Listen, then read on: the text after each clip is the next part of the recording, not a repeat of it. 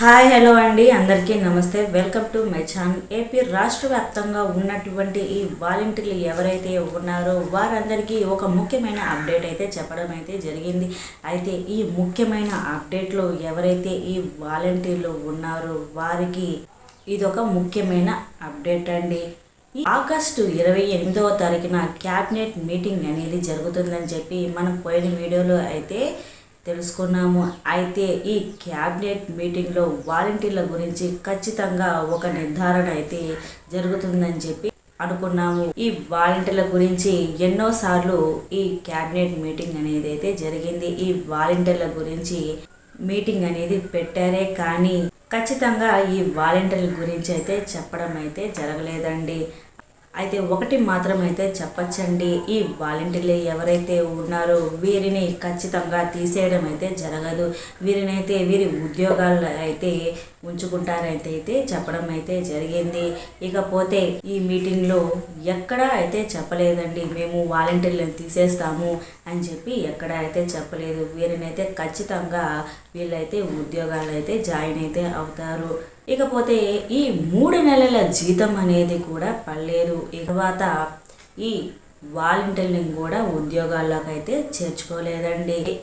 జీతం అయితే 10,000 రూపాయలు ఇస్తా అంటున్నారు.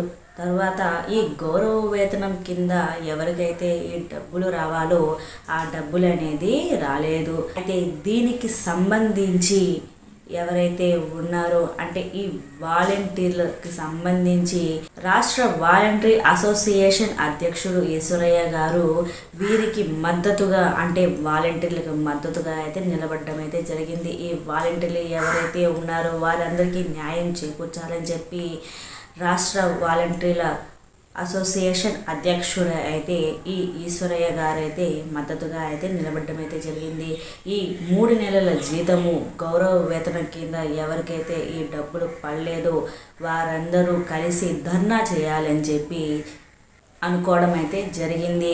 ఈ సెప్టెంబర్ 15 లోపల ఈ డబ్బులు అనేది రాకపోతే మేము రోడ్డుకెక్కి ధర్నా అయితే చేస్తామని చెప్పి చెప్పడం అయితే జరిగింది. రాష్ట్ర వాలంటరీ అసోసియేషన్ అధ్యక్షుడు ఈశ్వరయ్య గారు చంద్రబాబు నాయుడు గారితో మాట్లాడడం అయితే జరిగింది. చంద్రబాబు నాయుడు గారితో ఈ విషయాన్ని అయితే చర్చించడం అయితే జరిగింది. ఈ నెల 15వ తారీఖు లోపల ఈ గౌరవ వేతనం కింద ఈ డబ్బులు పడాలని చెప్పి మన ఈశ్వరయ్య గారు మన సీఎం చంద్రబాబు నాయుడు గారితో చర్చించడం అయితే జరిగింది. ఇకపోతే ఎవరైతే బలవంతంగా ఈ రాజీనామా చేసి ఉంటారో వారికి ఒక అవకాశం అయితే ఇవ్వాలని చెప్పి చెప్పడం అయితే జరిగింది. ఎందుకంటే వారికి వారే ఈ రాజీనామా చేయలేదు.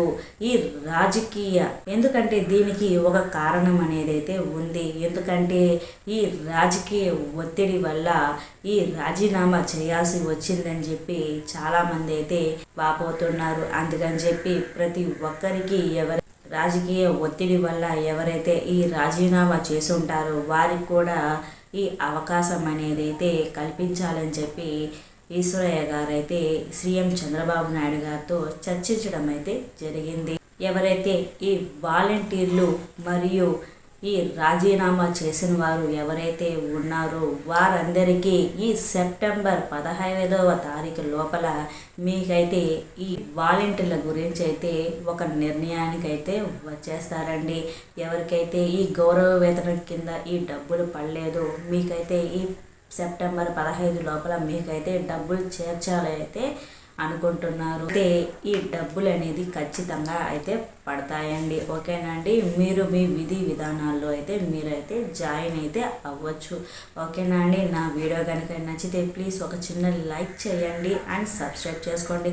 గవర్నమెంట్ నుంచి వచ్చే ప్రతి ఒక్క అప్డేట్ని నేను మీకు ఎప్పటికెప్పుడు నేనైతే తెలియజేస్తూనే ఉంటాను. మీరు కనుక నా ఛానల్ని సబ్స్క్రైబ్ చేసుకుంటే మొట్టమొదటిసారిగా మీకైతే ఒక నోటిఫికేషన్ వస్తుంది. మీరే ఈ వీడియోని చూడవచ్చు. ఓకేనా అండి, థ్యాంక్ యూ సో మచ్.